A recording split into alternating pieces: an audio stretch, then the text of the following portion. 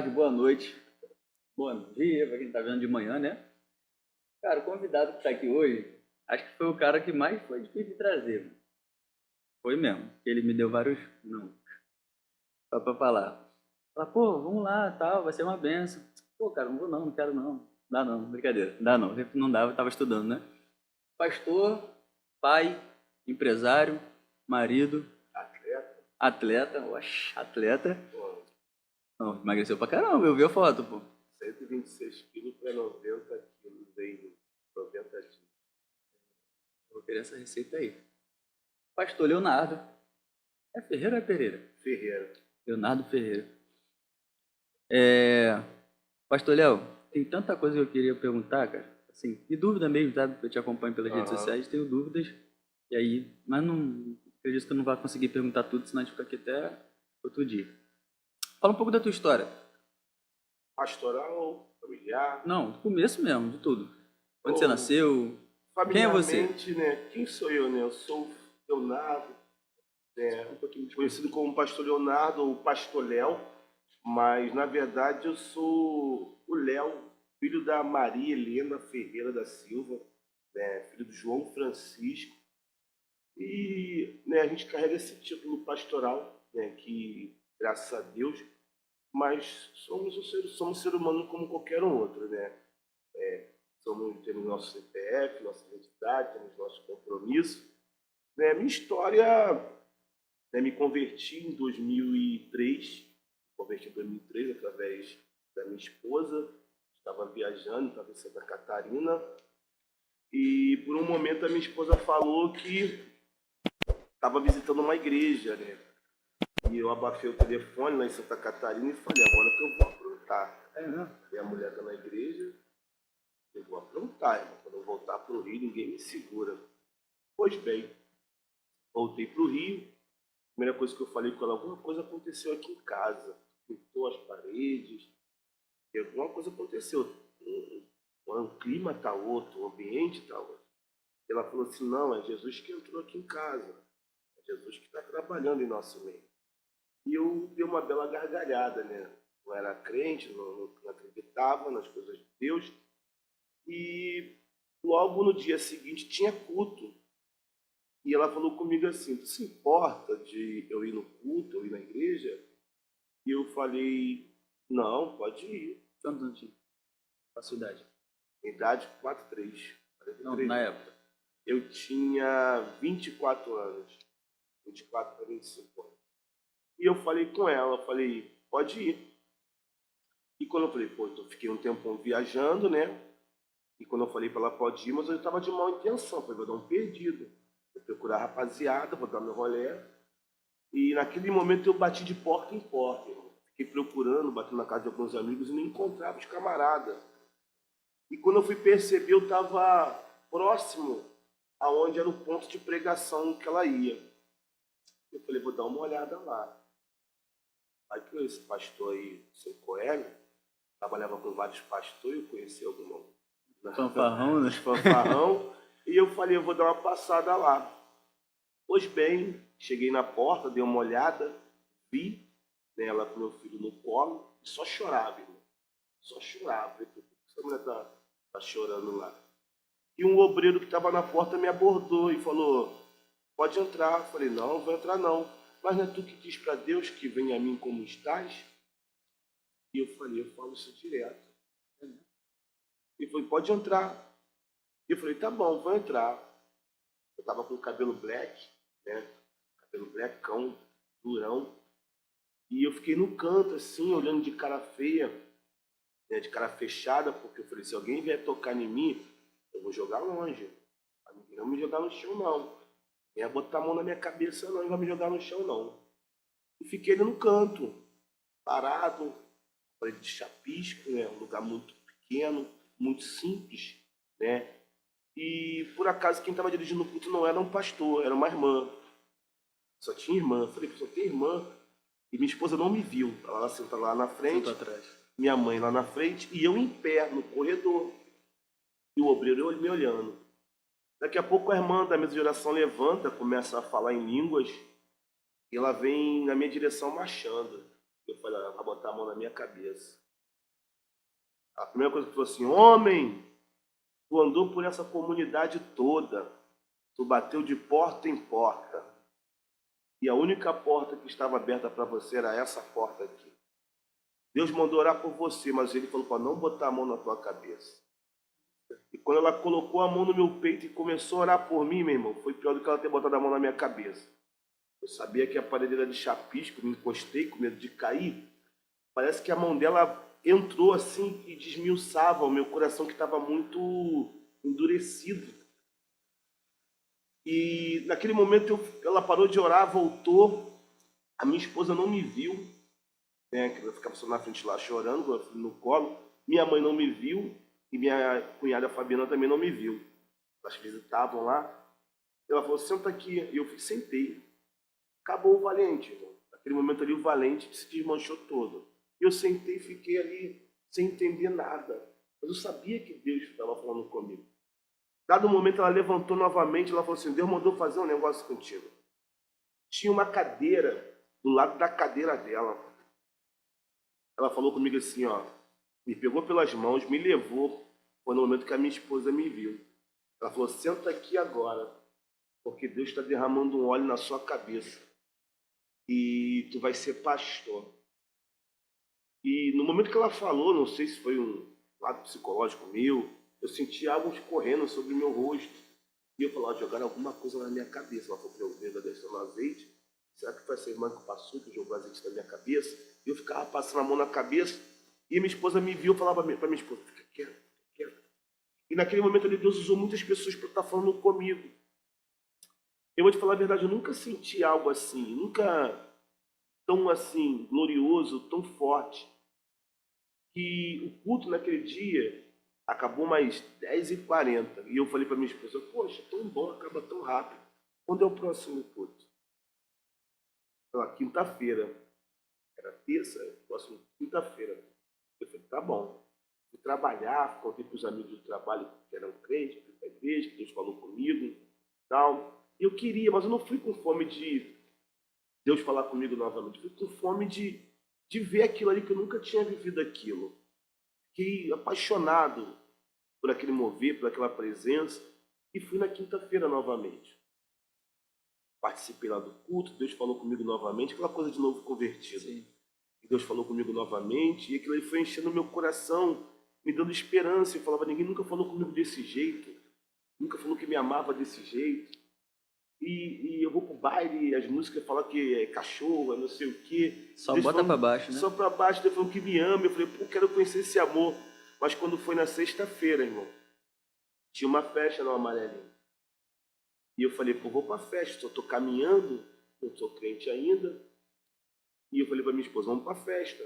Ela foi, botou uma roupa. Eu falei, não vou botar essa roupa aí, não. Vai botar roupa de crente. Não vai botar roupa de crente, não. Pô, tem roupa, antigamente era pichação, né? Pô, sai da pichação, não sei o que. Ela chorando, com raiva, ela foi comigo. E eu, pra provocar ela, nunca dancei tanto num baile. Nunca dancei tanto, dancei, mano. Aí teve uma correria, uma troca de tiro, aí acabou no Amarelinho, descemos pra Cari. E eu deixei ela em casa. Falei assim, eu vou aí, já vou voltar. Aquela coisa do homem, né? Eu falei, vou voltar. Bebi aquela noite toda, irmão. Não fiquei bêbado. Não fiquei bêbado. Eu falei, tá estranho isso. Acho que a mulher falou que esse óleo desceu na minha cabeça, que eu nunca mais ia ser o mesmo. E no momento lá do baile, eu escutei a voz de Deus falar comigo assim, ó. Eu tô permitindo você vir aqui hoje para você entender que isso aqui não te pertence mais. Porque aquilo já estava me incomodando. Eu estava ali, mas estava me incomodando. Aí eu juntei, não vou citar nomes aqui, alguns amigos e falei assim, ó, a partir de hoje, é a última vez que vocês estão me vendo aqui. Você crente, cara. Isso aqui não é mais para mim, não. Aqui eu tô bebendo. Tem 4 caixas aqui, eu não fiquei bêbado. O pessoal pensou que era da cachaça. Não, pensou que era da cachaça. Pensou, Você tá né? doidão, não sei o quê. Tá maluco, você só foi na igreja 2 vezes. Não. Aí eu cheguei em casa, acordei minha esposa e falei com ela, ó, vamos orar? Não esquenta o que eu fiz hoje, não. Vamos orar. Que a partir de agora eu quero ser crente. E quando eu acordei cedo, eu já estava de pé, ela estava acordando. Eu estava fazendo uma faxina, né? eu tinha muito CD de músicas, né, assim, eu estava fazendo uma faxina já, e eu falei, se for para a gente servir a Jesus, a gente vai servir de verdade. E naquele momento eu me entreguei totalmente. 25 dias depois eu estava sendo batizado com o Espírito Santo. 20 dias depois de ser batizado com o Espírito Santo, eu estava falando variedade de línguas, Deus estava me usando, porque eu me entreguei totalmente. Todo tipo de oração eu queria estar envolvido, todo tipo de mover, de leitura bíblica, de conhecer, eu estava envolvido. Eu fiquei muito apaixonado pelas coisas de Deus, fiquei muito louco por Jesus. Louco. Eu tenho até alguns amigos que falam comigo assim, poxa, ficou muito chato, né? Quando você aceitou Jesus, tu não falava, ficou estranho. Eu falei, cara, não... hoje em dia eu falo com eles assim, não se culpe não, era eu, não tinha nada com vocês. O problema era eu. Era eu que tinha medo de cair, era eu que tinha medo de falhar, era eu que tinha medo Não estava se preservando. É eu que estava me preservando, não tinha nada contra vocês, não. Me perdoa das minhas atitudes. É porque eu tinha medo de voltar atrás e dar um mau testemunho para vocês. E a história é muito longa, né? Vou falar Não, aqui... deixa eu te perguntar, tu tá falando, já surgiu algumas coisas que eu tive dúvidas. Todo mundo que vem aqui, pelo menos a maioria, fala a respeito do botar a mão na cabeça.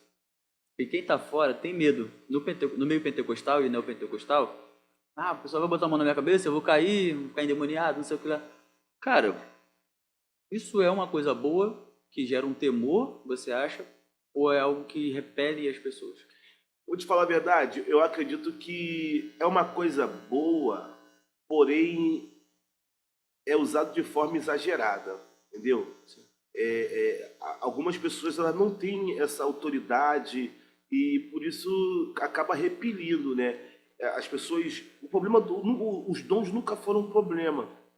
O problema é o mau uso, entendeu? Sim. O problema é o mau uso.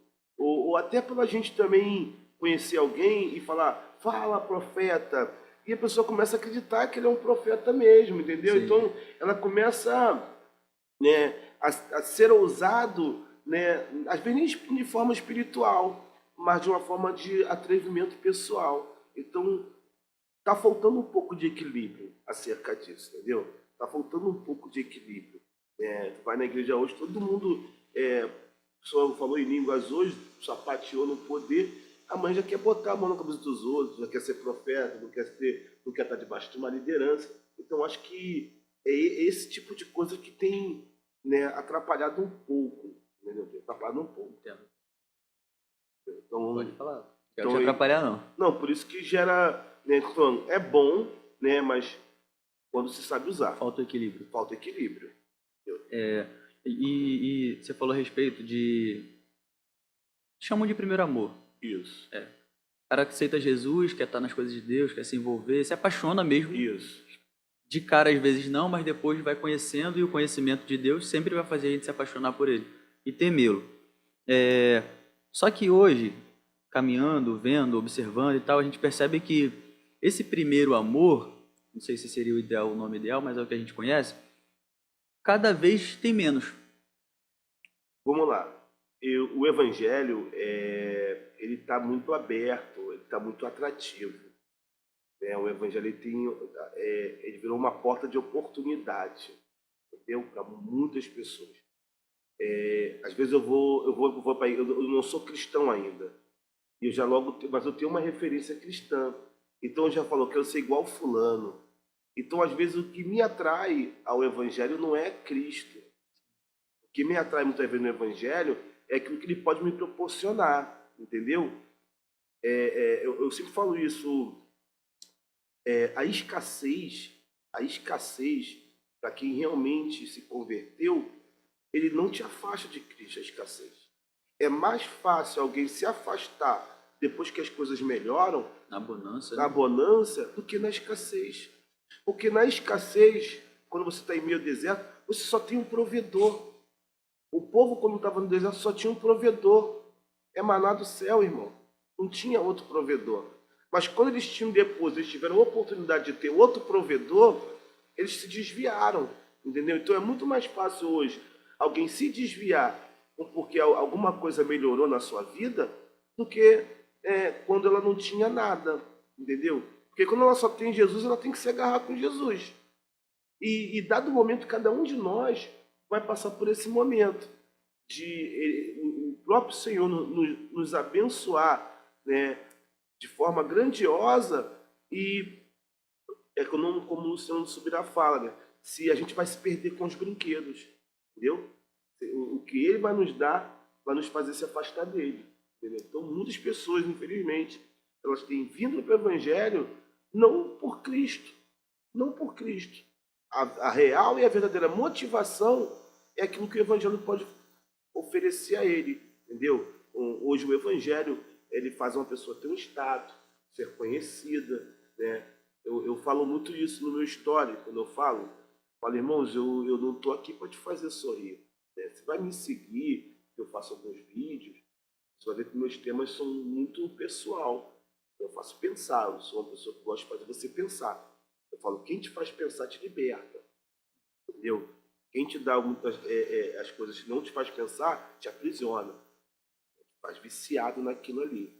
Então eu falo, irmãos, eu não estou aqui para nada contra quem tem essa veia cômica, mas eu não tenho, não sou uma pessoa muito engraçada. Eu sei disso, irmão. Para mim fazer graça, eu sei até onde eu consigo descer, para mim ser um pouco engraçado, entendeu? Então, infelizmente, né, o Evangelho hoje tu vai perceber aí, né, a gente teve na pandemia, muitas pessoas levantando a bandeira do Evangelho, né, e algumas pessoas estão até ricas, né, e depois que a riqueza veio, eles vieram falar, não, eu saí do Evangelho, eu não sou mais crente, então aí e continuam fazendo graça e continuam com milhares de seguidores. Sim. Entendeu? Porque na verdade eles nunca vieram por causa do Evangelho. Uma galera que tentou mesmo, de muito tempo, tentou no mundo, tentou, não conseguiu.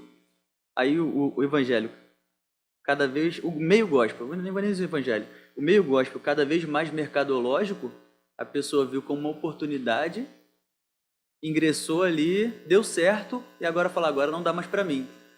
Eu costumo dizer que as mídias sociais é um perigo, cara. Eu falo sempre na igreja, uma parte mais fácil do meu relacionamento com a minha esposa é tirar uma bela foto. Eu fui passear com ela, a gente pode ter discutido no caminho acerca dirigido lá de mulher é complicado, né? Minha mulher é igual GPS. Ela quer ver o cachorro, não sei o quê. Olha lá, olha ali. Tá bom, mulher. Eu não vou falar mais nada, não. Passa 10 minutos e ela fala de novo. Entendeu? Ela quer dirigir contigo. E a gente pode ter discutido aqui por algo tão bobo, mas quando a gente chega no local, a gente vai tirar a foto, a gente se apruma, a gente se abraça. Sim. Acabou a foto, ela vai falar, mas a gente quer aproveitar o momento. Então, a rede social ela tem esse poder. Ela tem esse poder de fazer algo parecer que é real e não é real. Criar uma ilusão. Criar uma ilusão. Mas, na verdade, algumas pessoas vendem aquilo que outras pessoas querem comprar. Porque se não tiver comércio, não tem quem venda, né, irmão? Não tiver quem consuma, não tem comércio. Entendeu? Então, infelizmente, é o que está acontecendo. O cara está lá, ele vai falar de saúde emocional e está doente. Tá entendendo? O cara vai... E esse foi um dos fatores que eu falei, não, quando vier convite para podcast, para fazer qualquer outra coisa, falei com a minha esposa, eu vou me colocar. Porque tem gente fingindo ser alguma coisa, né? E ensinando as pessoas, e porque os verdadeiros não estão assumindo a sua posição. Entendeu? Tem gente que está fingindo ser e está ganhando espaço, e a gente que sabe fazer, que é verdadeiro e está se calando. Os mentirosos ganham os méritos, por estar mostrando ser o que não é. Isso aí. Enquanto os que são... Então, vamos dizer assim... Acho que por não querer... Tem muita gente que fala, não vou me contaminar, não vou com isso. Cara, eu acho uma bobeira. Se você sabe e você tem como abençoar vidas, cara, faça. O contaminar é o de menos. O problema que eu acho é ser negligente, né? Sim. É você ser negligente. Que é um crime tão grave quanto. Ano passado, eu tive uma gastrite, né? Desenvolvi uma gastrite. Nossa igreja tem 2 anos e alguns meses. E eu fiquei muito focado, eu sou muito focado com as coisas. Muito focado mesmo. e virei muitas noites dormindo na igreja, orando, jejuando, buscando. E graças a Deus, montamos uma igreja em tempo recorde. Foi a mão de Deus mesmo, assim, a gente não tinha recurso nenhum. Foi Deus trabalhando. Mas eu adoeci, irmão. Adoeci e fiquei muito abatido, muito mal, a ponto de não conseguir trabalhar. E alguns dias não ir ao culto. Né? E eu comecei a correr antes, né? Até porque era uma forma de eu cuidar da minha saúde. Mas no meio da pandemia eu sofri um acidente, tive que me cuidar. Então diminuí a minha frequência de treino. Né? Então aí veio abrir a igreja, também parei de correr. E não tinha mais o meu momento de correr, de cuidar de mim mesmo. Eu só cuidando da igreja. E eu tive essa gastrite, aí fui buscar tratamento e tal. Depois descobri que a minha gastrite era uma gastrite emocional. Por causa da pressão que a gente sofre. Tá entendendo? Por causa da pressão. Gastrite totalmente emocional. Foi quando eu apertei o start e falei, vou cuidar de mim. Entendeu? Eu falei com Deus, Deus, ano que vem, nessa mesma época ano que vem, eu vou estar me cuidando. Né? E hoje eu estou me cuidando. Estou cuidando da minha saúde, cuidando da minha mente. E mediante a isso, né, o que eu vivi, esse vale emocional, que foi o terceiro vale emocional da minha vida, eu falei, poxa, eu saí, graças a Deus, eu entrei nesse vale emocional e consegui sair. Eu fui procurar estudar, hoje faço psicanálise, para ajudar outras pessoas que estão dentro da igreja, que estão entrando dentro de um vale emocional e não conseguem mais se libertar, não conseguem sair, não conseguem deixar para trás, estão presos, estão aprisionados emocionalmente em alguma área, entendeu? Ou uma gastrite, ou outro tipo de coisa. Eu falei, então Deus, eu quero ser pastor, mas eu quero ser útil em todas as áreas. Aonde é minha mão, aonde eu não consegui resolver com a oração, eu vou resolver com a orientação. Tá entendendo? Sim. Tipo assim, eu peguei essa minha experiência que eu tive, né, eu sempre gostei de humanas, mas eu peguei essa experiência que eu tive, eu peguei, transformei ela em combustível, né, e esse combustível me fez hoje voltar a praticar atividade física, que não é nada a ver com estética, é mais a ver com a minha mente, né? E outra parte do combustível, eu falei, vou investir, né? Vou estudar essa área, vou estudar essa área. E quanto mais eu estudo, eu percebo que há muitas pessoas que estão doentes nessa área emocionalmente. Entendeu? Então eu poderia falar assim, ah, não, eu sofri, mas é assim mesmo. Eu falei, não, peraí, eu não passei por isso em vão, não. Deus Tem que tem ser uma algo. escola de alguma forma, né? Isso aí, tem que ajudar alguém dentro desse processo. Graças a Deus, todos os vales emocionais que eu vivi, né, eu consegui sair, consegui me superar, eu consegui me superar porque também eu tenho uma veia proativa, né? Eu tenho uma veia proativa, eu transformo impacto em impulso. Toda energia contrária eu uso a meu favor, entendeu? Eu não recebo um telefonema deitado.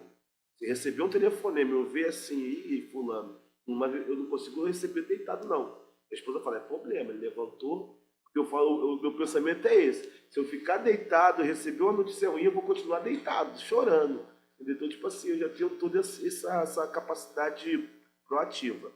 Hoje eu tenho falado muito com amigos meus pastores, né, que se eles puderem buscar fazer uma psicanálise, né, para conhecer melhor as pessoas, conhecer sobre caráter, conhecer sobre, né, o passado, o trauma, sobre infância, né, conseguir dar uma direção, conseguir potencializar algumas pessoas, eu aconselho que alguns pastores, se puderem fazer, façam. Eu acho de Entendeu? extrema importância.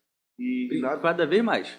na verdade, também a psicanálise ela te dá também um autoconhecimento, entendeu?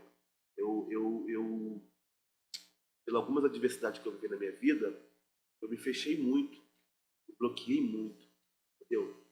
Me bloqueei muito. E eu fui percebendo, aliás, que eu nem percebi que eu me tornei uma pessoa que tinha pouco afeto. Porque às vezes o medo de se machucar novamente, você começa a se guardar muito.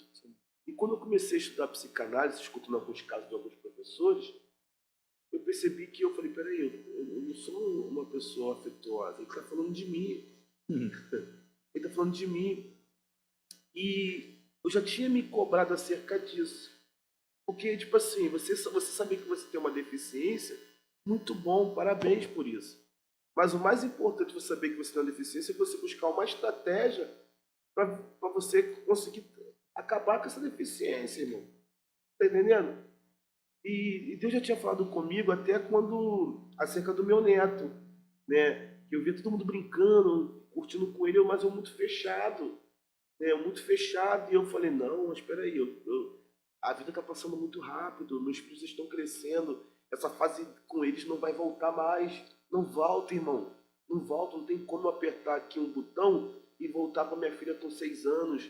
Eu falei, não, peraí, eu preciso ser um pai mais afetuoso. Eu preciso ser um esposo mais afetuoso. Eu preciso ser um avô mais afetuoso. Mas por quê? Porque quando eu fui estudar psicanálise, uma matéria falou muito comigo. Eu falei, eu preciso desabrochar aqui nessa área. Vou te falar a verdade, eu ainda não estou 100%, mas eu tenho caminhado, né, para melhorar cada dia, entendeu? Nessa parte de afeto. Porque, na verdade, né, eu falo que todo pastor ele tem um mistério na esquina. O mistério do pastor, todo pastor ele tem um mistério com Deus na esquina. Ele pode estar quebrado, irmão. Ele pode estar moído. Ele pode não ter nada dentro de casa, mas quando ele bota o pé na esquina da igreja, ele vê o irmão na portaria, ele respira fundo. A paz do Senhor, a paz do Senhor. Pastor peleja, não, mas Deus vai dar vitória. Mas ele está moído, irmão. Ele é um ser humano. Tá entendendo? Ele está quebrado. Eu falo para todo pastor, tem um mistério na esquina. Ele chegou, botou o pé na esquina da igreja. Ele muda. Isso já se tornou natural nosso. Entendeu? Se tornou natural nosso. A gente sabe contar no lugar para subir para contar, né, os seus flagelos. Mas, porém, eu falo sempre isso, irmão. Quem cura filho de pastor é pastor. Pastor cura das ovelhas.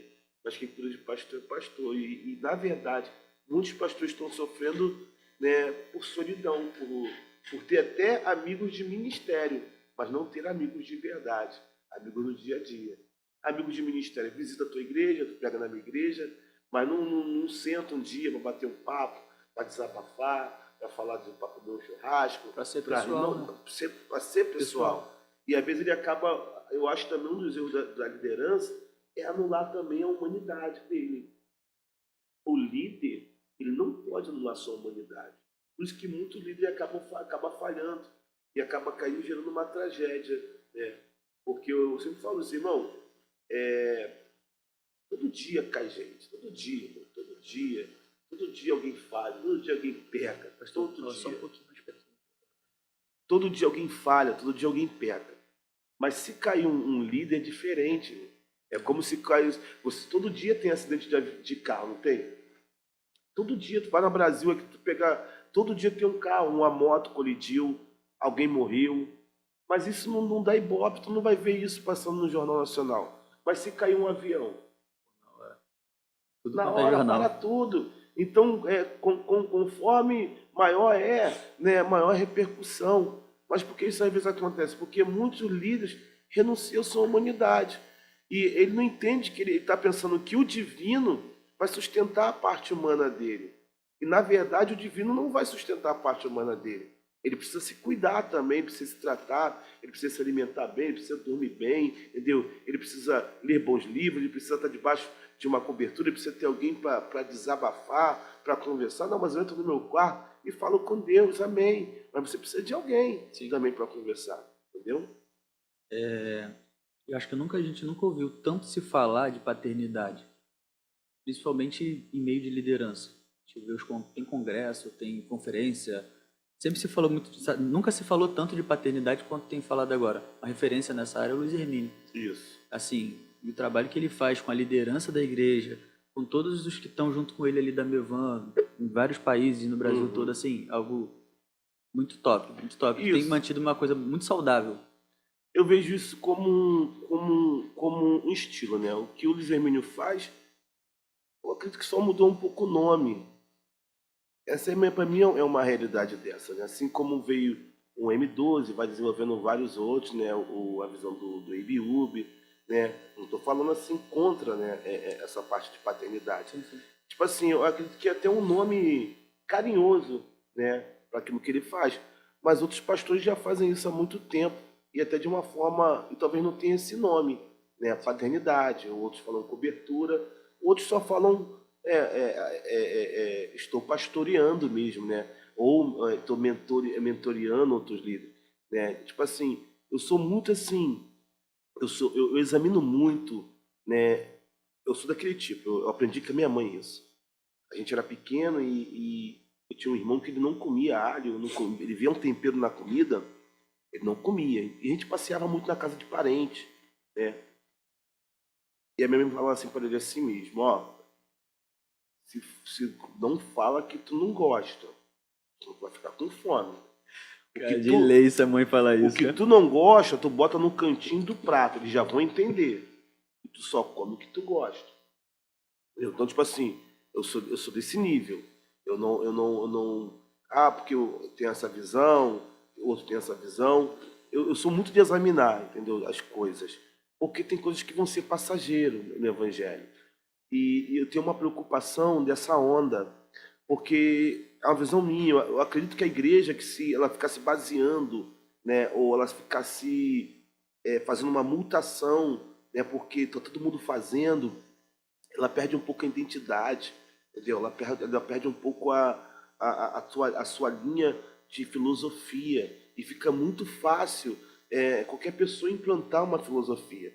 E a gente tem que ver também essa parte de localidade, de realidade, de cultura. É algo que você precisa se aprofundar muito para você saber, né, se algo vai ser bom para a sua igreja ou não. Entendeu? Porque, tipo assim, daqui a pouco você perdeu a sua identidade, né? Ou você vai ter que estar sempre inovando.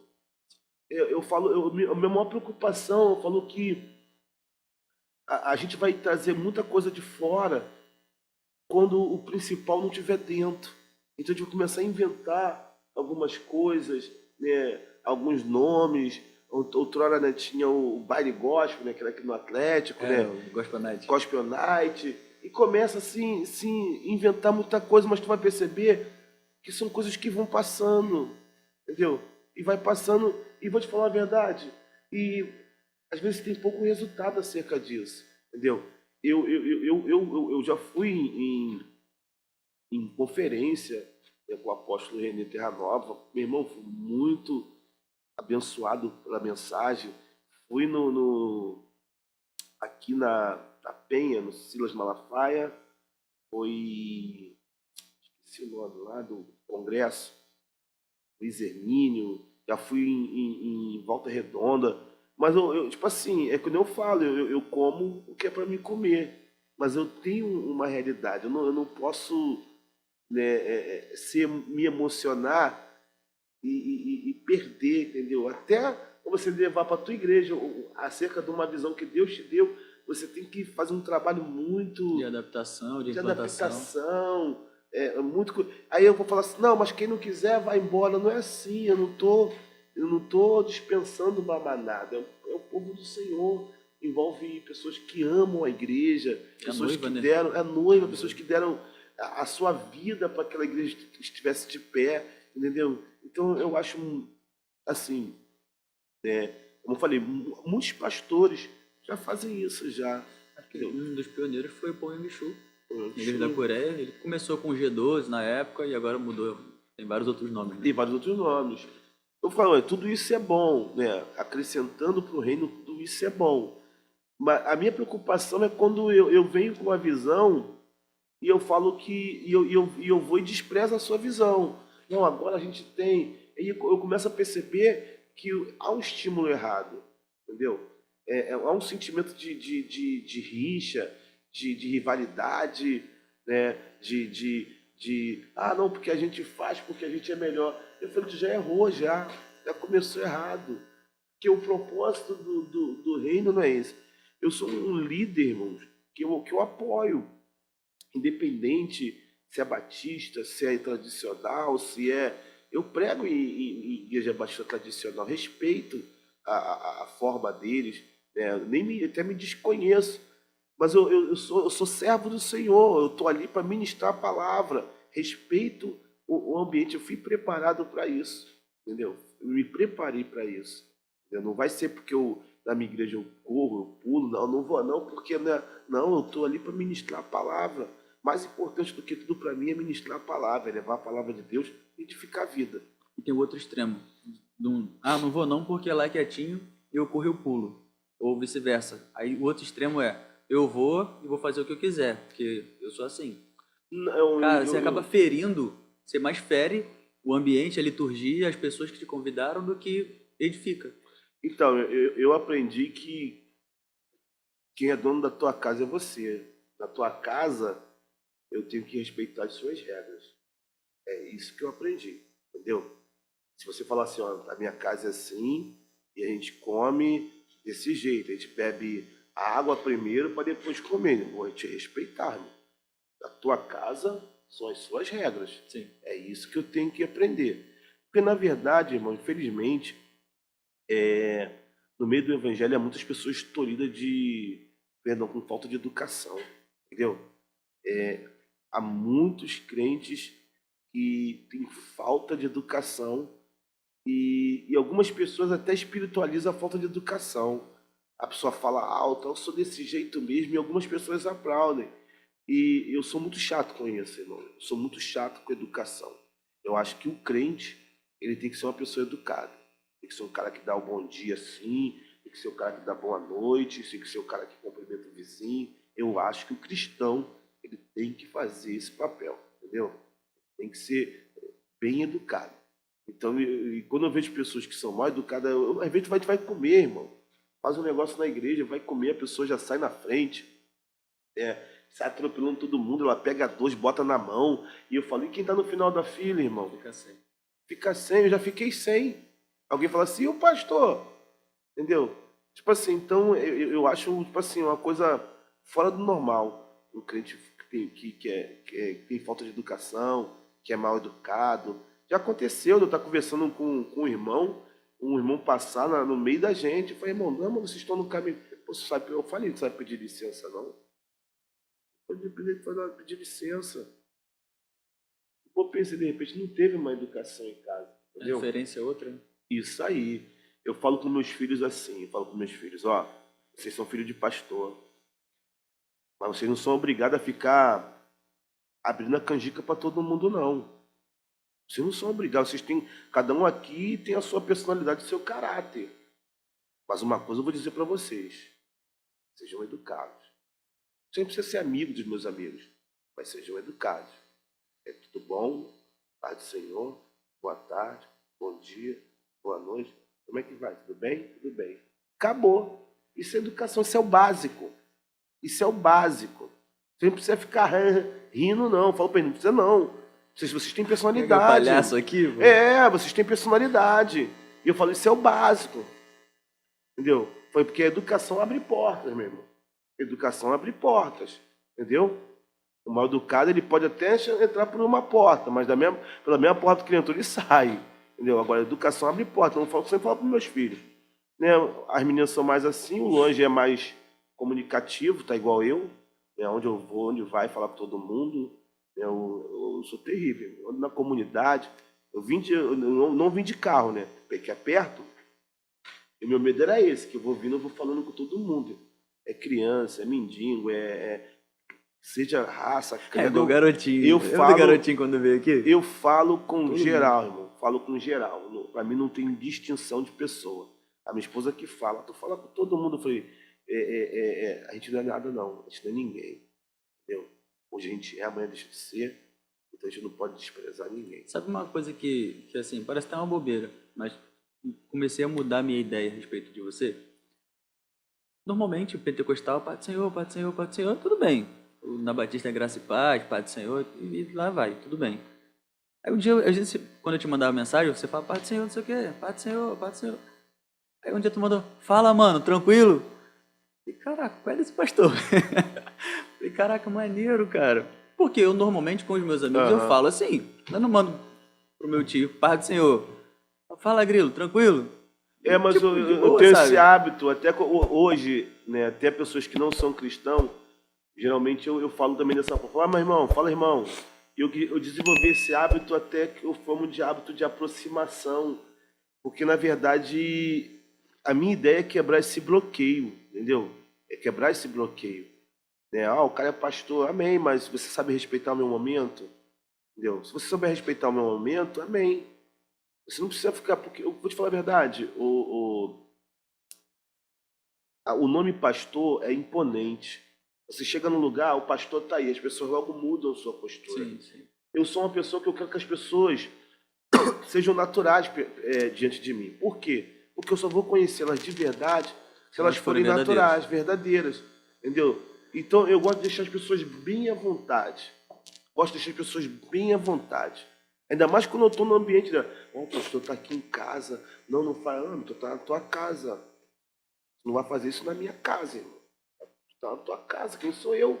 Eu não posso, eu sou um ser humano, irmão. Eu não posso deixar isso entrar no meu coração e achar que eu sou o dono das regras. Eu não sou o dono das regras. Eu simplesmente estou dentro do jogo e eu também tenho que seguir as regras. Entendeu? Sim. Mais ainda. Mas eu não sou o dono das regras. Então eu gosto de tratar as pessoas bem, gerar essa aproximação, por mais que eu sei que a minha vida é muito corrida e eu não consiga dar uma atenção com qualidade, mas o pouco que eu tenho, eu procuro dar qualidade. Igual eu estou aqui, a gente está aqui, falei, vou deixar meu telefone lá, desliguei, né, para te bater um papo legal, eu vou ficar aqui preocupado, mexendo no telefone, para te dar uma atenção com qualidade. Foi para isso que eu vim aqui. Legal. Eu gosto disso. Sair para comer, estou com a minha família, então desliga o telefone, dá uma atenção com qualidade, é a melhor coisa, entendeu? Hoje tu vai ver as pessoas saem para comer, saem para passear, cada um pega o seu telefone, um está falando com um amigo, o outro está lá, tá só de Próximo corpo de quem está presente, longe e distante de quem está não perto. está envolvido, não tá conseguindo se envolver. Então eu sou muito disso, irmão. Quando eu sou amigo mesmo. Mas eu também falei, eu não sou um camarada de ficar dentro enfiado na casa de ninguém. Eu falei isso esse dia, meu filho é casado, tem a casa dele, e eu tava falando, né, com o irmão, falei, irmão, você ficar esperando aí na tua casa, eu não vou na tua casa não, irmão. Não vou. A igreja tá aqui, tem gabinete, tem tudo. Se quiser conversar algum problema, tu na igreja, me chama que eu vou. Mas eu não consigo ficar enfiado na casa de ninguém, não. Minha vida é muito corrida. Eu quase na minha casa não paro. Mas na casa dos outros. Dá tempo não. Não dá tempo. E eu falei, irmão, meu filho tá aqui. Quantas vezes eu fui na tua casa? Pô, pai, 3 vezes. Demorei? Não. Você foi almoçar, passou um tempinho, abre com o Leonan e foi embora. E a outra vez, o senhor fez a mudança. E a outra, que o senhor levou alguma coisa lá, já entrou e saiu. Eu não, mesmo, por quê? Se eu falar assim, não, eu vou na tua casa, eu vou perguntar para meu filho, eu posso ir? Eu falei isso com a minha esposa, isso é regra. É a casa dele. Tu tem que falar, não pode chegar lá de surpresa, não. Tem que perguntar, eu posso ir? Tá aí na tua casa? Você falar, não, a gente está de saída, não, a gente está resolvendo um negócio aqui.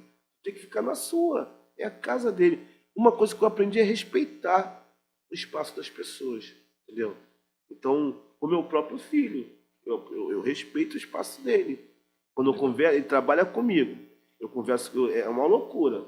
Eu converso com ele como pai, eu converso com ele como pastor, ele é líder, e converso com ele como um patrão. Tem que ter muito equilíbrio, irmão. Tem que ter muito Para não equilíbrio. misturar as coisas. Para não misturar as coisas. Entendeu? Então é muito complicado. Então por isso que eu dou esse espaço para ele. Para poder, se eu ficar sufocando, aí confunde. Entendeu? Então muitos pais têm sofrido por causa disso.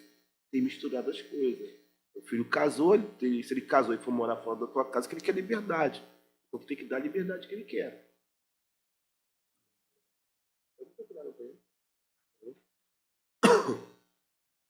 Cara, deixa eu pegar ali. Depois eu corto isso.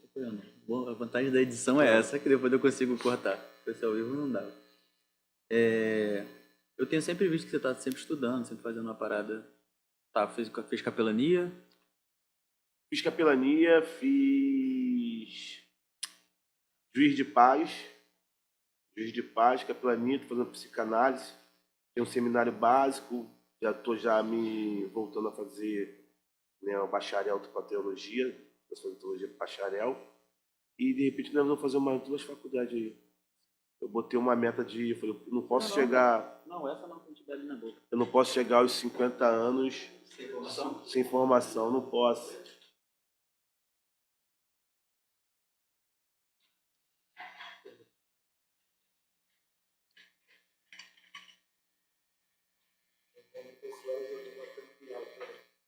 Eu me sinto também.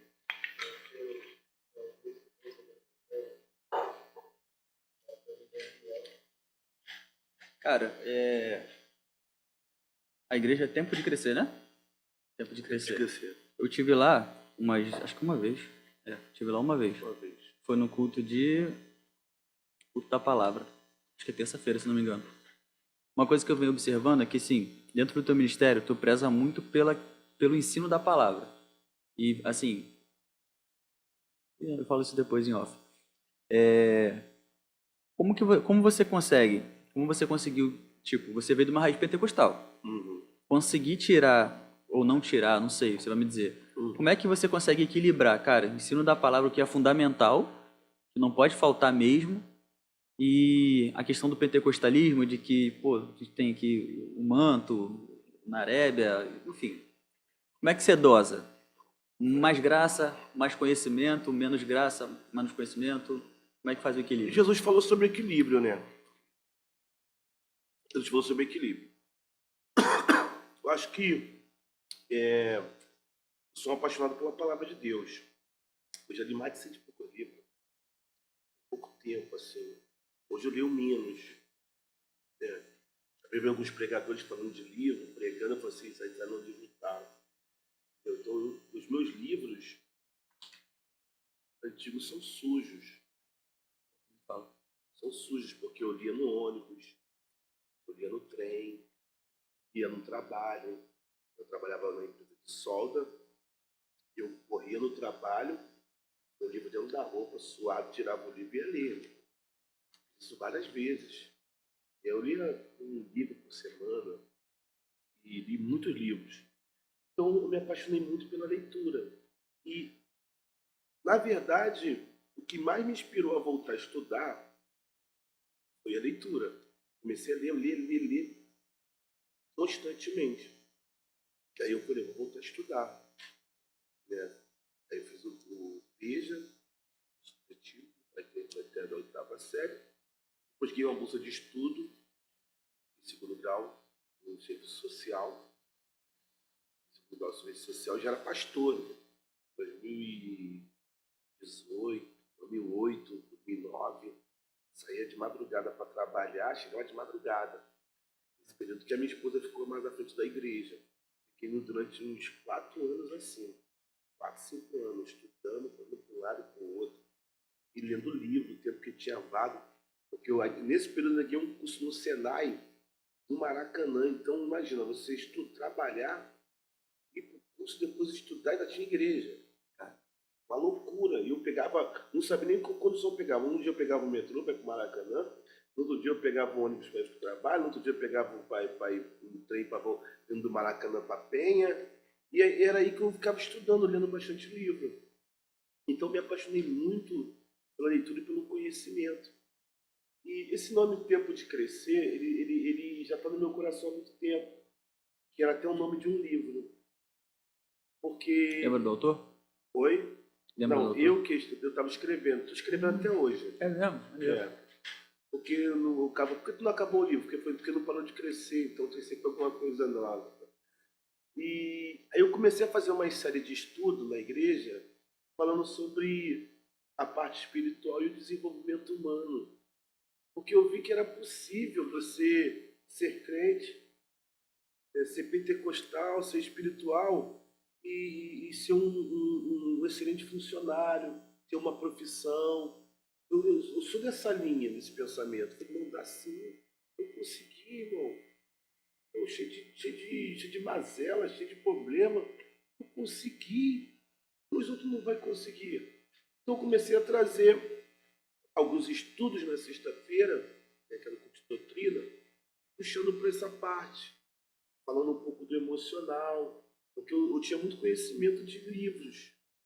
E aquilo que eu também trouxe para a minha vida, como experiência. Então eu comecei a aplicar isso no coração da igreja. E eu tenho uma veia muito forte na oração. Eu sou apaixonado por orar. O meu maior ponto forte é a oração. A oração para mim é tudo.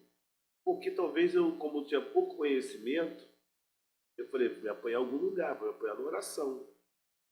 Eu orava muito, virei muitas noites orando. Ficar 24 horas em jejum, orando, buscando a face do Senhor, virar noites e noites orando, e fazer vigília de oração, juntar 3, 4 irmãos, se trancar na igreja, ficar orando, buscando a face do Senhor. Ter prazer nisso, até da minha esposa ficar meio enciumada, não da presença de Deus, ela não entender que tanto eu queria me trancar no quarto, que tanto eu queria ficar sozinho, entendeu? Aquele impacto que você consegue entrar no nível de oração, de você ouvir a voz do Senhor, de Deus te revelar coisas na oração. Eu fiquei muito impactado acerca disso. Mas eu vi que não adiantava só isso. Eu tinha que ter um conhecimento, tinha que ter palavra. Eu comecei a buscar, até o último ministério que eu era a palavra viva. Né? A gente tendo poder, e até o poder, as manifestações só são reais porque a palavra existe. Se a gente não tiver base bíblica para sustentar aquilo que a gente está vivenciando, Sim. não existe, irmão. É loucura, é utopia. Então eu comecei a desenvolver esse trabalho. Eu coloquei no meu coração, Jesus, quando eu sou uma igreja, eu quero viver o avivamento, mas eu quero também viver pela palavra também. Porque pela palavra o povo vai ter direção, o povo vai ter capacitação, a gente não é enganado, a gente não é... E uma coisa que me preocupa muito, toda vez que eu vou, eu já dei muita palestra para pastores, e eu costumo falar quando eu dou palestra, eu falo assim, irmão, tem que dizer na tua igreja que a Bíblia é a boca de Deus. O pastor tem que pregar, tem que dizer que a Bíblia é a boca de Deus. Porque começa a se levantar os pseudos profetas e eles falam que eles são boca de Deus. E aí o que vai acontecer? A gente vai analisar a profecia segundo a Bíblia. E isso é um perigo. Porque o que o profeta fala tem mais peso do que o que a Bíblia diz. Aí é perigoso. Aí é perigoso. Muito. Agora, quando você falar que a Bíblia é a boca de Deus, e pela Bíblia se examina a profecia, aí o profeta, se ele for de verdade, ele vai falar. Se ele não for, meu irmão, ele não vai falar. Porque ele sabe que o que ele está falando, vai ser examinado segundo a Bíblia, porque o povo não é bobo. Entendeu? Por isso que talvez esse caminho profético de mover seja um caminho mais rápido. Mas agora, o caminho pela palavra é mais consistente. Entendeu? Então você não é levado por vento de doutrina. Você vai chegar perto de mim e vai falar assim, ó, Deus mandou te dizer isso, isso e isso. Pula ali da janela. Ele fala, peraí, mas Deus é isso.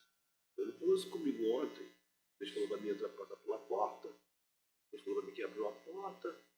E que negócio é esse de janela? Aí eu vou, não, e quem vem pela janela é ladrão. Você não tá leigo, você não tá bobo. Entendeu? Então, eu acho que o perigo é esse. Infelizmente, também tem um povo que é preguiçoso, né? Não gosta de ler a palavra. E acaba sendo levado por vento de doutrina. Todo mundo é boca de Deus. Até o profeta que fica no cantinho, né? Os profetas do cantinho.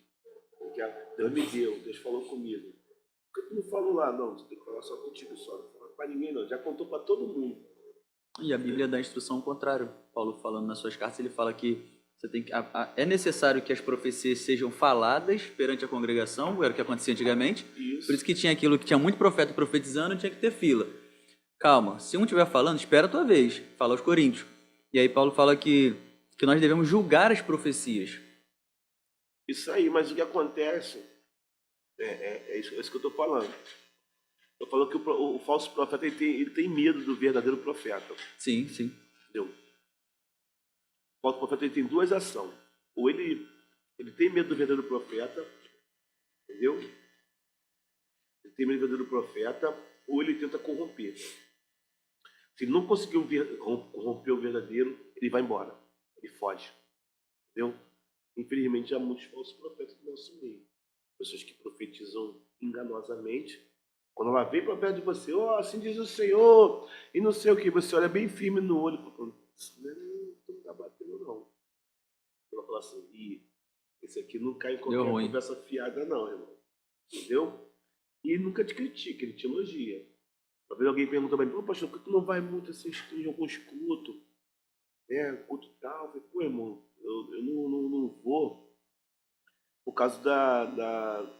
Vamos lá, eu vou num lugar. Eu sou um camarada tranquilão, ando de bermuda, camiseta, saio pra correr, faço vídeo, entendeu? Sou casado, sou esposa, isso aí não conta. Sou casado, sou esposa, meu marido também é uma esposa só, sou pai de meus filhos, meu filho é casado direitinho, isso não conta, só conta o que você, que o povo quer. Aí eu vou num lugar desse, aquela pessoa é conceituada, irmão, respeitada, à vista das pessoas que estão ali naquele local, é Deus no céu e aquela pessoa na terra. Mas aquela pessoa não vai muito com a minha cara. E vai lá e me entrega uma profetada. Ó, você está assim, assim, assado. Deus me falou. Aquelas pessoas vão sair daí falando, sabe o quê? Ah, lá, viu? Deus falou, usou, a irmã falou que ele está assim, assim, assado. Meu irmão, até resolver isso aí, eu falei, eu prefiro estar em casa, lendo a palavra. E outra coisa, eu sou pastor de igreja, irmão. Se você me convidar para ir no culto na sua igreja, para me pregar, irmão, eu não vou lá vender peixe, não preciso disso. Eu não vou lá fazer agenda, eu não preciso disso. Deus vai me levar lá no propósito de edificar a tua igreja. Deus vai me levar no propósito de trazer edificação. Eu não vou lá para vender peixe de pregador, que eu não sou pregador. Sou pastor de igreja. De vez em quando Deus dá uma graça para a gente diferente, a gente faz uma gracinha. Mas, na verdade, eu vou para edificar a tua igreja. De repente é para tratar uma área onde o pastor não tem experiência, eu sofri e eu tenho experiência para ajudar ele. É nisso que eu penso. Eu não vou para fazer mover, eu não sou o dono do avivamento que eu vou lá e o avivamento vai acontecer.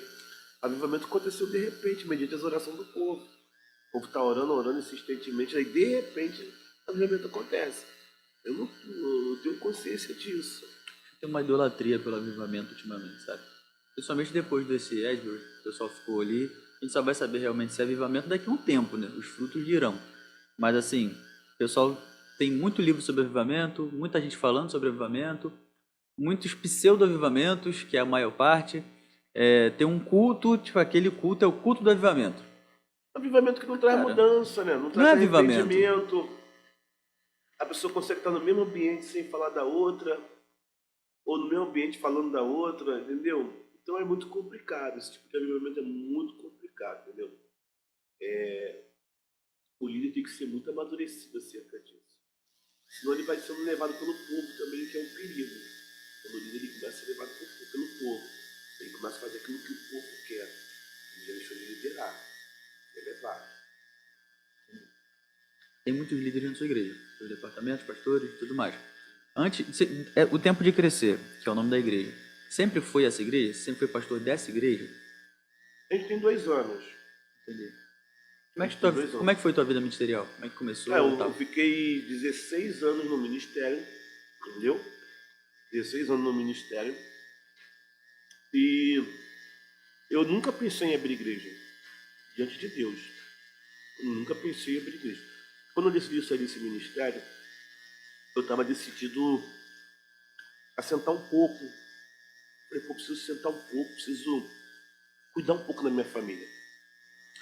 A gente vem de 3 anos de percas, assim, de um tempo muito curto, né? Meu padrasto, que era o meu segundo na igreja, 6 meses depois o meu irmão, 1 ano e 8 meses, 6 meses, meu sogro.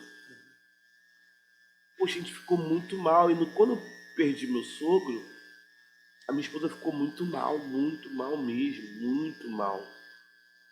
E eu falei, poxa, a gente aceitou Jesus quando foi tudo rápido, a gente nunca descansou, nunca tirou férias, nada. E estava saturado, estava acontecendo algumas coisas também, mas eu sou muito daquela linha da obediência e manter, eu sou muito fiel. E fui mantendo, e fui empurrando com a barriga. E eu falei, decidi, pô, não vou parar um pouco, vou sentar um pouco, não tô bem, vou sentar um pouco para ouvir. Aí o que eu pensei, vou sentar um pouco para ouvir, eu vou para uma igreja distante para ninguém vir, ficar próximo de mim. E eu fui e entreguei a igreja. Quando eu entreguei a igreja, eu tinha ganhado uma família para Jesus. Né? Eu ganhei uma família para Jesus, o rapaz era empresário. E ele uma semana depois, ele me chamou e falou assim: pô, pastor, eu queria falar com o senhor. Eu falei: aonde? Aqui na Praça do Roberto Carlos. Eu falei: cara, aconteceu alguma coisa? E eu fui. Quando eu cheguei lá, ele falou assim: olha, pastor, Deus mandou eu alugar isso aqui pro senhor. Eu falei: Deus mandou? Deus falou contigo, não falou comigo? Não, porque acontece. Eu não conheço outro pastor, minha família só te conheço. Eu não sei o que fazer, não. Falei: cara, nem eu sei o que fazer. Imagina, tu tinha culto segunda, quarta, oração na terça, não sei o quê. Fiquei perdido, 2 semanas sem saber pra onde ir. Imagina. Igual o Lost. Eu e meu filho dentro de casa, assim, olhando pra cara do outro. Deslocados, o que eu vou fazer Eu só agora? vi na igreja. Aí eu falei assim, aí ele falou assim: pô, e eu peguei o aluguel, a prestação da minha casa. E aluguei isso aqui. Pastor, se não for de Deus, ora, pastor, se não for de Deus, amém. Eu boto para fazer festa aqui, eu faço alguma coisa, salão de festa. Aí Deus falou comigo: o cara está acreditando mais do que você. E quando eu saí do outro ministério, muitas pessoas debandaram. Debandaram. Eu falei: e agora, Jesus? Esse povo está perdido. Esse povo está perdido. Mas eu também fiquei recuado. Quando saiu a igreja, acabou? Não, não acabou não. Entendi. Aí eu fui, 2 semanas depois, falei: vou orar. Aí eu peguei a chave pro irmão, não dei muito sinal não, né? Que eu queria não. Eu não queria, irmão. Sabe que tu não queria? Eu queria ficar um tempo. Eu não sei se aconteceu contigo assim. Pô, vou ficar um tempo no anonimato. Vou lá para Vendo isso agora. Vou lá para Devec, vou sentar um pouquinho. Entendeu? Conheço os irmãos lá, já tinha feito contato com alguns irmãos. Vou lá para Devec Pavuna, vou ficar rodando, vou na Igreja Batista. Porque eu sou assim, irmão. Para mim adorar a Deus, eu não tem que ser do meu estilo. Tem que ter Deus. E eu fui orar. Chamei minha esposa, domingo, meu filho, também. A gente começou a orar, daqui a pouco a gente não conseguiu orar. Começou a gente bater no portão. É aqui que vai ser a igreja do pastor Leonardo? Eu falei: igreja do pastor Leonardo? O cara já tinha falado. Não. Eu tinha som de alguém só vazou. Não, porque eu era doida para ir lá, mas eu nunca fui. E eu moro aqui perto. Minha mãe deixei muito lá para frente, não. Eu vou congregar aqui com vocês. Eu falei: não. E a minha já foi entrando, já foi orando. E Deus falou assim: o povo está com fome, está sedento, está orgulhoso. Aí eu falei: vou, marquei outra oração. Foi aparecendo gente. Aí eu falei: aí quando apareceu gente, o pessoal que estava um pouco perdido, aí veio me procurar. Eu falei: então, olha só, eu saí do outro ministério, mas não chamei ninguém, não. A escolha de vocês lá eu não pertence a mim, eu não sou dono de ninguém. Sempre botei isso na cabeça: eu não sou dono de ninguém. E outros, vocês vierem para cá, vai ser tudo novo. É uma nova igreja, não vou receber ninguém como. Ninguém tem cargo, não. José. Até para o pessoal saber que eu vou lá. Vai empolgado. Empolgado. Já botei todo mundo no mesmo nível, irmão. Tá vendo essa menina nova ali, nova convertida? Tá no mesmo nível dela. Não sei o que, então vai pra tua casa, tu ora. E aí começamos. Aí fizemos o primeiro culto, não tinha nada. A caixinha de som lá ruim, o que encheu, irmão. E falei: aí quando juntou o pessoal, eu falei: olha só, gente, eu não queria dirigir igreja, não queria nada disso, ter um paneiro aqui, não queria nada disso, não queria ficar em casa, não ter o pessoal da oração. Eu falei: vocês querem mesmo? Quero. Então, desse jeito aqui não dá para dirigir culto, desse jeito aqui não dá para te fazer nada. Eu deixei tudo, embora, não sei nada. Quando, falei: ó, eu tenho tanto aqui no bolso. O pessoal: não, mas eu tenho, eu vou ajudar. E começou aquela agitação. A gente conseguiu comprar algumas coisas de som, montamos o som. Na segunda semana, montamos outras coisas. O pessoal não tem ideia de quanto o som é caro, né? Meu irmão, na terceira semana, a igreja estava toda montada. A gente tinha coisas que apontou um amigo meu dizendo assim: cara, quanto tempo vocês estão aqui? Eu falei: a gente está aqui nem um mês. A gente está um mês aqui, 15 dias. 10 dias a gente está orando, 12 dias a gente está orando. Quando eu decidi dar início aqui, mas não tinha ideia assim de, vou fazer. Não tinha. Diante de Deus, pela luz me ilumina. Porque assim, porque tipo assim, tu tá tanto tempo, tanto intenso, sempre foi muito intenso tudo que eu faço. Eu falei assim, cara, que eu vou parar um pouco, preciso respirar, entendeu? Eu preciso respirar. Eu tinha um projeto, né, em Japeri com o irmão, e lá em Minas. Eu ia ficar indo para lá fazendo um serviço com eles, entendeu? Até quando a rede Smart Fit, que a gente vai prestar serviço, ela ia começar a se proliferar para lá. Então, se eu sabia que ia ficar muito puxado, eu falei, vou aproveitar, vou dar essa. E vou cuidar da minha esposa, da minha família. Mas não adianta, quando você tem um chamado, e o teu chamado é cuidar de pessoas, as pessoas vão se identificar nisso.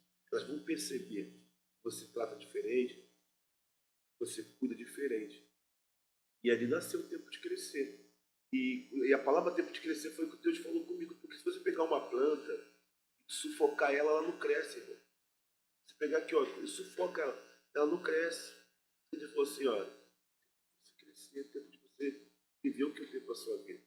Mas eu amo o que eu faço, irmão. Eu amo vidas. Eu sou apaixonado por pessoa. Por isso que eu estou estudando psicanálise. Eu amo pessoas. Mas eu vou te falar a verdade. Você fala assim, pô, pastor, se fosse escolha, eu não escolheria isso. Eu escolheria outra coisa, irmão. Trabalhar com engenharia para enriquecer. Trabalhar com isso para enriquecer. Entendeu? Mas eu acredito muito que você pode se preparar para ser o que quiser. Mas se você não tiver vocação, você não vai alcançar. Uma hora vai dar ruim. Pastorear é vocação. Cuidar de pessoas é vocação. Até um camarada que é um pseudo pai de santo, ou alguma coisa assim, tem que ter vocação. Sacerdócio é vocação. Quantas vezes eu já tive no enterro de manhã e no casamento à noite? Eu já tive situações de ir orar num velório, chegar lá ter 6 crianças mortas. Tu tem que orar por todas, tá entendendo? Teve situações de eu entrar na beira do rio e arrancar o filho da irmã, puxar para a beira da margem do rio, entendeu? Chegar em casa como se nada tivesse acontecido. Então é vocação, irmão. Entendeu? Está dentro do conflito de casamento, está dentro do levar as boas novas é muito bom no Evangelho, mas um pastor não tem que levar só as boas novas, ele tem que estar preparado para levar também a má notícia. Entendeu? Quantas vezes eu já entrei dentro de uma câmera fria do hospital porque o filho não conseguiu conhecer o corpo do pai. Algumas pessoas mais falaram assim, não sei o que, fulano puxa muito seu saco, fica muito em volta do senhor. Eu falei, cara, eu tenho uma aliança com esse cara ainda de vida, não. Eu tenho uma aliança de morte. Eu, cara, que isso? Eu tenho aliança com ele de morte. No dia que o pai dele morreu, quem estava lá junto com ele era eu. Já entrei dentro de casa para colocar. Eu tinha um agente funerário, tinha um agente funerário que era conhecido, Josias, está vivo, até hoje. Aqui de Cordovil. Eu ligava pro Josias, Josias, morreu aqui um coletivo de uma irmã. E ele, como é que tá aí? Poxa, tá dentro de casa. Pô, mas José, faz um precinho barato. A família dos irmãos aí. Então, não vou levar ajudante não. Mas tu vai ter que me ajudar a tirar o defunto. Aí viu o Josias com a luva, toda rasgada, e jogamos nas costas. O defunto? Já botamos dentro do carro para poder levar para o hospital e falar pra ele. Ela morreu no caminho para poder ser mais fácil. Eu já vivi, tipo assim, e a vocação, irmão? Não tem como. Tá entendendo? A vez tu tá quebrado, tá ferido, tá limpando a ferida de alguém. E a vez tu não tem, tá apertado, devendo, vivendo uma vida escassa, tá dividindo o que você ganha com alguém. Entendeu? Às vezes tu tá querendo dormir, mas tu estaria acordado, velando pela vida de alguém. Entendeu? Levar alguém no hospital. É vocação, não é para aventurar. Mas tem que ter vocação. Por isso que hoje eu cuido muito da minha saúde. Me alimento bem. Tu vai ver que eu não bebo refrigerante há mais de 6 anos. Há mais de 6 anos eu não bebo refrigerante. Algumas pessoas me ver correndo. O pastor que corre, tá na carne. Né? Eu tô correndo da carne mesmo. Na verdade, é minha higiene mental, entendeu?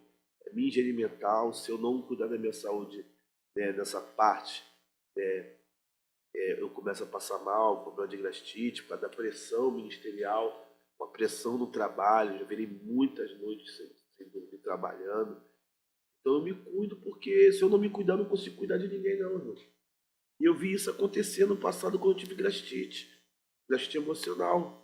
Eu queria levantar para ir para o culto, não conseguia. Ficar isento de ir no meu trabalho uma semana. Eu ir no meu trabalho e voltar e deitar e falar assim, meu filho, faz isso, que eu não estou conseguindo, não. Imagina isso. Pega ali a comida ali para mim, tô passando mal. Um homem desse tamanho, que não depende de ninguém para nada. Uma loucura, irmão. É mais quando a gente não tem o hábito de depender dos outros. É muito complicado. Thiago Brunelli fala que ele faz uma analogia que o que importa, que a gente sempre aprende na Bíblia, o que importa é a alma. O corpo é pó, o pó volta, a gente sempre ouviu isso. Cara, a carne, o corpo, é um carro. E a alma, que carrega a alma para onde for. Ele falou, cara, eu levo o Espírito de Deus em mim. E acreditando na tricotomia, então eu levo o Espírito de Deus e a minha alma e tudo mais e tal. Ele falou, cara, mas se o carro tiver ruim, eu não consigo chegar longe. Eu vi o cara falar, meu irmão, CPF fraco não sustenta o CNPJ forte. Postou isso uma vez, pô. E é a realidade. É a realidade. Entendeu? Eu falo que tudo acaba na gente. Todo problema da igreja, quando os problemas vão da liderança, vai passando, vai chegar no pastor. Ele tem que estar pronto, irmão.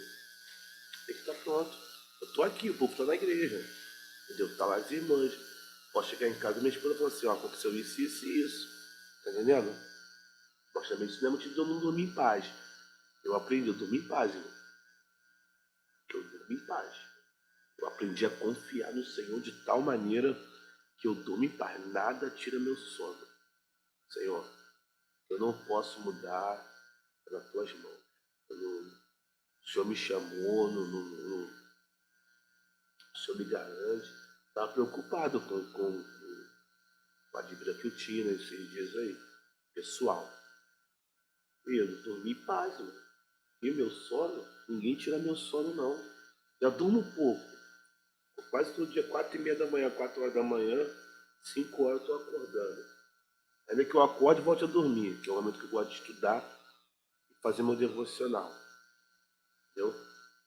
Ou eu estudo junto com o Galo. O Galo canta, eu estou com ele juntinho. E aqui na comunidade eu fogo.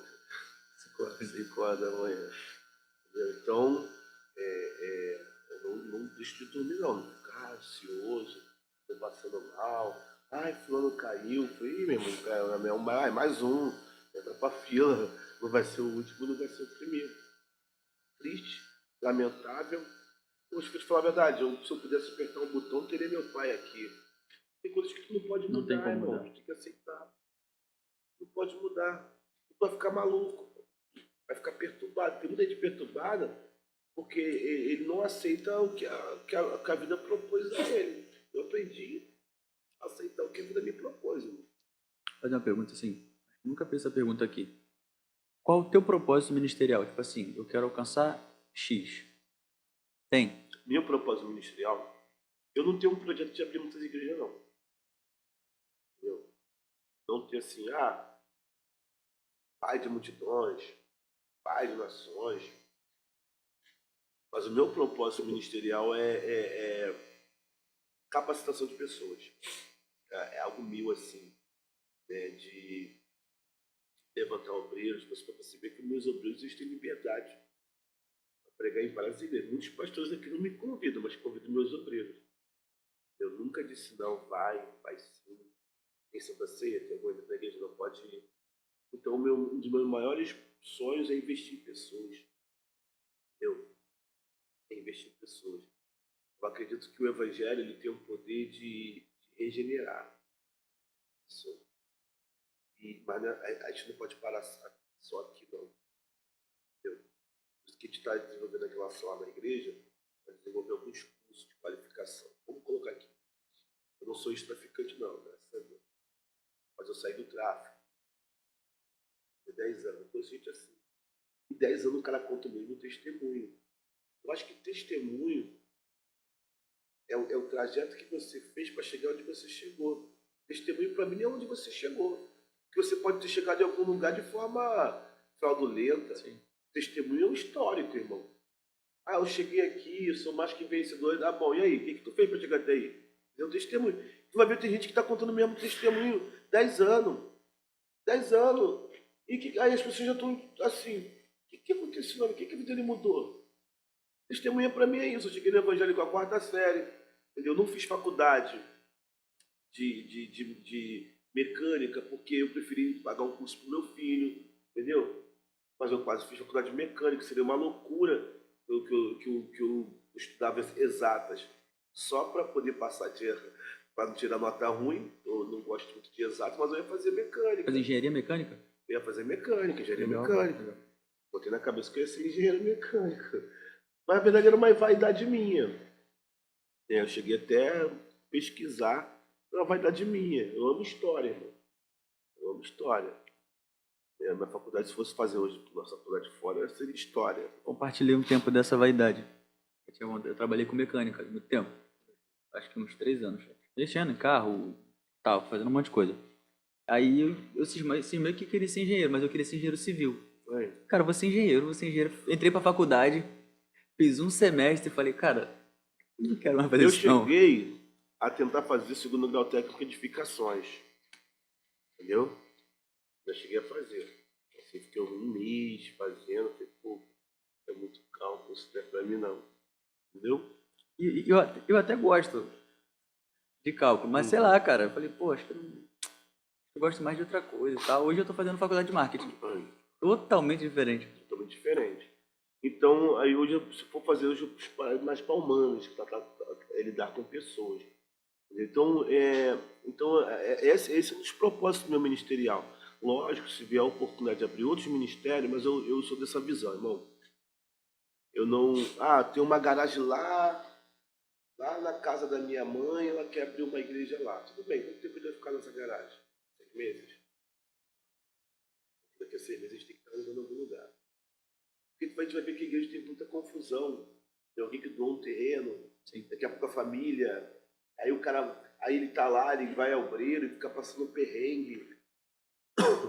Eu acredito nisso, porque se Deus vai me dar a igreja, Deus vai me dar o espaço.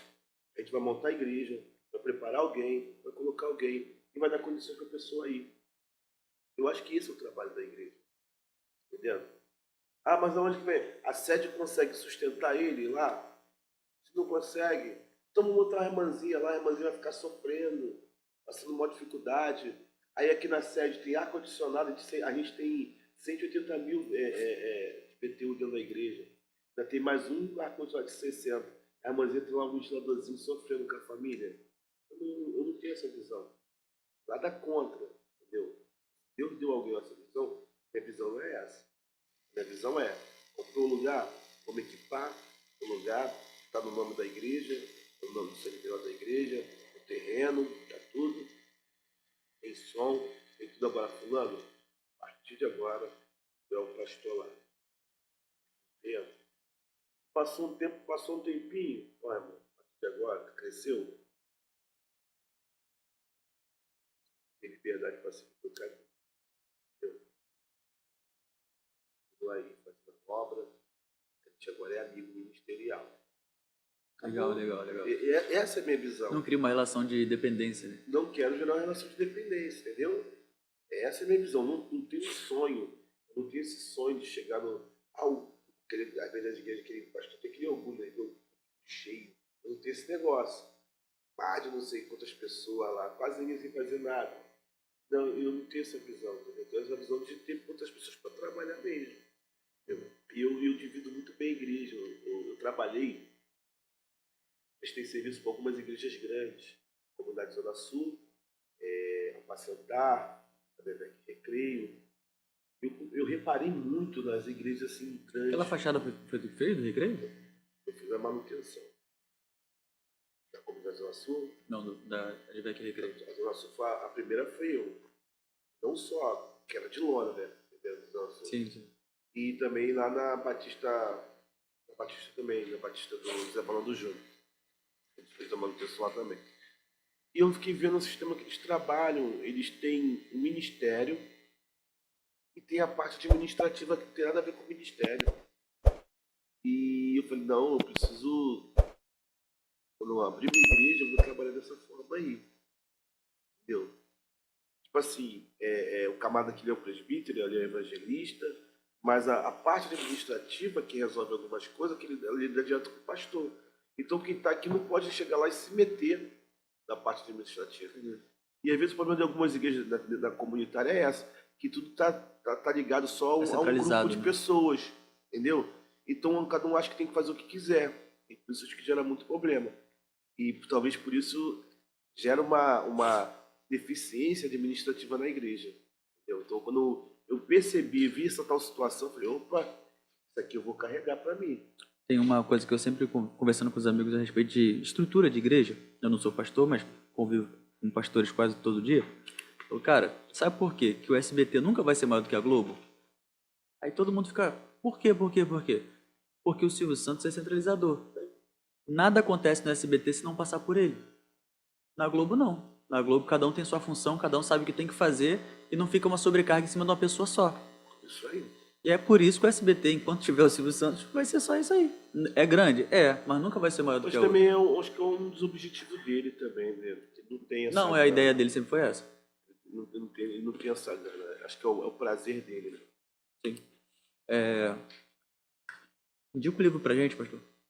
Indica um livro pra gente. Então, livraço, pastor Luciano Subirá, maturidade, Esse eu não conheço, não. essa serença plena. Li umas 2 vezes esse livro aqui. Até desenvolver um estudo em cima dele, desse livro aqui, porque eu fui muito impactado por esse livro. Eu falo que livro para mim é um momento, entendeu? Eu não sei se é um agir de Deus assim, ou eu estou passando, ou eu estou vivendo aquele momento, ou eu acabei de viver, ou eu vou viver aquele momento. Então, quando eu li esse livro aqui, eu estava vivendo esse momento que eu precisava tomar decisões. Maturidade. Entendeu? Tomar decisões. E tem decisões na nossa vida que a gente não pode tomar como menino. As consequências Pesado. vai pesar. E esse livro aqui é um livrinho de cabeceira. Não comprei, ganhei esse livro. Aliás, não ganhei. Até aqui é dado. A minha esposa que ganhou esse livro. Parabéns com carinho de Andréia, né? Uma batista que trabalhou com ela. Deus fale muito com você durante a leitura deste livro, que é 8/8/2014. Quase 10 anos. Meu irmão, eu vou te falar uma verdade. Eu até desenvolvi um estudo há pouco tempo agora, de umas 4 páginas, Ataques Sutis de Satanás no século XXI. E eu falei, puxa, que inspiração, pô, desse estudo na minha igreja. Posso?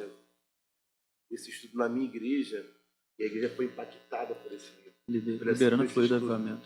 Aí há pouco tempo, agora eu arrumando minhas coisas, né, que a gente fez uma lá em casa, arrumou, e eu achei ele. E eu falei, meu Deus, eu não posso perder esse livro aqui não. E eu comecei a ler e eu percebi que eu tinha esse estudo que eu dei há pouco tempo, há um ano atrás, ele está aqui nesse livro que eu estudei há mais de 10 anos atrás. O poder da leitura. Sim, sim. Entendeu?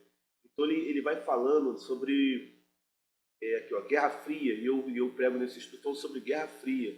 Até nesse estudo eu falo sobre a guerra da União Soviética, tal, vou falando que tem a guerra de trincheira, e eu faço uma crítica nesse livro aqui, até o nosso movimento pentecostal, porque a gente aprendeu muito a guerrear com fogo.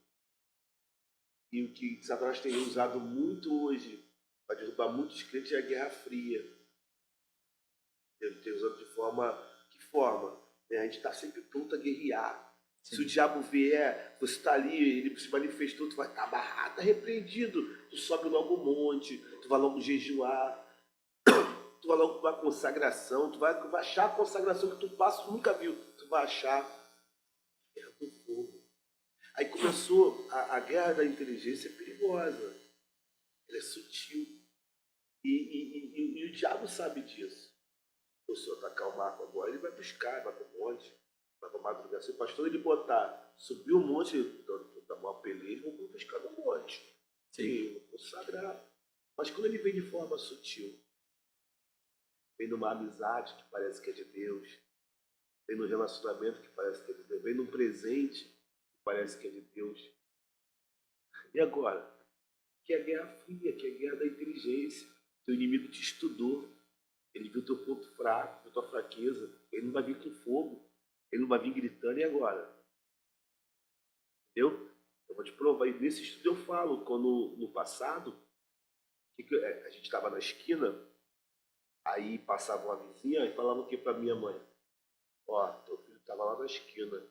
Estava com fulano e fulano, fulano e fulano. Aí tu chegava em casa, tua mãe te fazia o quê? Botava no paredão e falava, tu que estava com fulano, sabe que eu não quero você com fulano, não sei o quê. Hoje em dia, teu filho precisa ir para a rua para estar mal, para estar sofrendo alguma influência? Não precisa não. Dá o telefone na mão dele. Ele dentro do quarto dele, guerra fria, irmão. Guerra fria. Tu dentro do teu quarto ele está lá, acessando. A má companhia já está ali. Então, é isso que eu tenho falado. Eu falo muita coisa que foi 3 semanas. Se eu fosse evangelista, pastor feliz, eu falava, leva isso para a sua igreja. Foi 4 semanas de eu dando esse estudo para a igreja, tratando desses assuntos à luz da Bíblia. Primeiro eu faço o histórico, né, das guerras frias que tiveram no passado, né, falo da guerra com o poder bélico, né, e que nós pentecostais já aprendemos, né, identificar o inimigo facilmente. A gente sabe lutar, mas quando ele vem sutilmente, a gente não está pronto. É de Deus. É Deus purinho na terra. Não é assim? Aí não, profeta. Né? É Deus purinho, não. Deus está nesse negócio. Olha como é que ele vem. Olha como é que ele... Que beleza.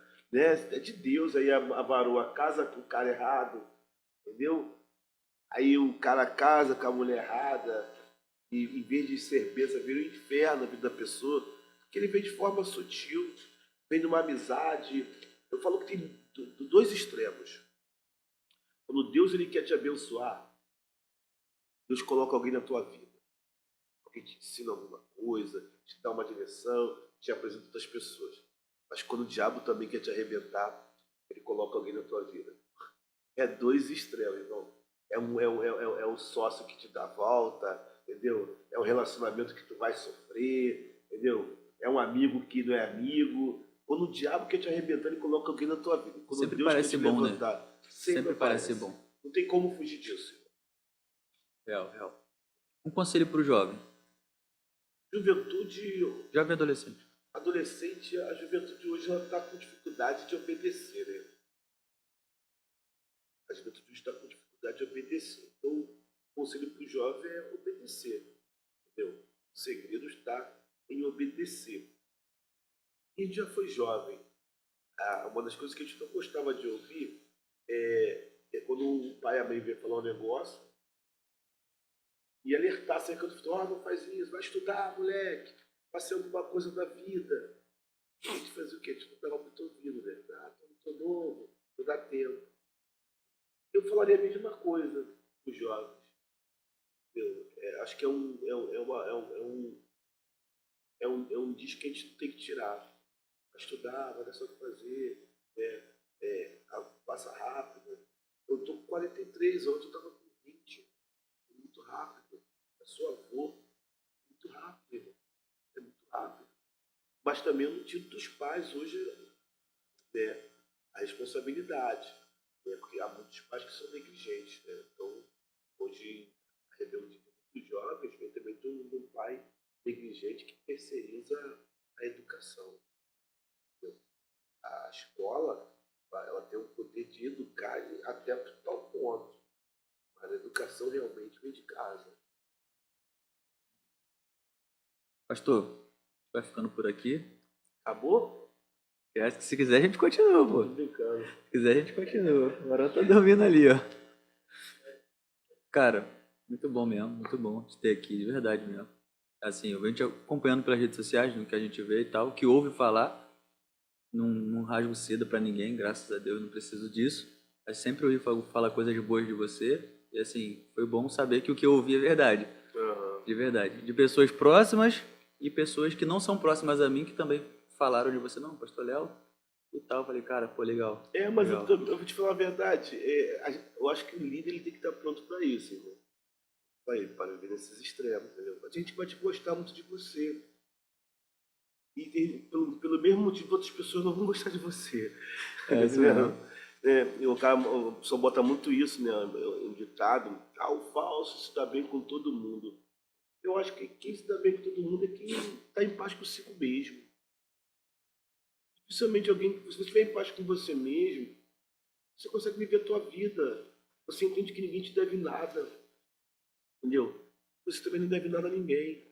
E se for dever alguma coisa, que deva o amor, tá entendendo? Então, aí o cara fala, se dá bem com todo mundo. Não, o cara se dá bem porque ele respeita o espaço do outro.